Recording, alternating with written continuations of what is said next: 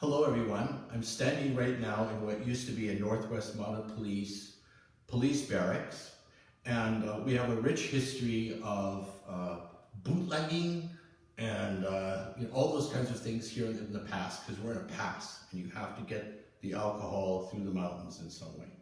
So this is Mr. Picarillo, who was a very famous guy in town and one of the greatest bootleggers in the Crowsnest Pass.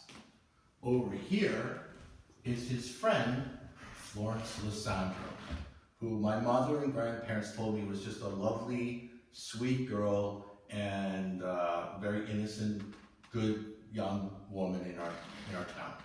This is Constable Lawson, who was the policeman who lived here in this house, and the jail was back there.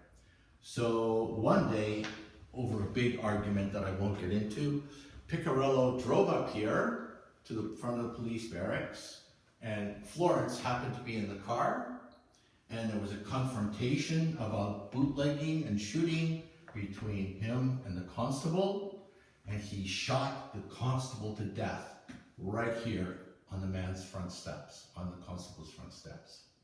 What happened afterwards was they knew in our law here that they could never hang a woman.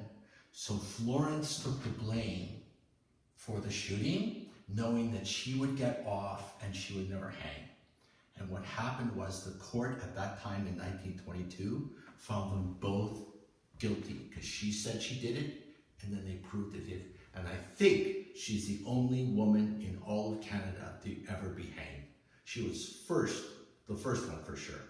So the reason that I'm bringing this to you in some way is that there's an entire opera written about this. It's called FILOMENA. It's written by a Canadian composer, and it's a beautiful opera that places like the Calgary Opera and the Edmonton Opera have produced. And it's all about Florence Lissandro, the policeman, and the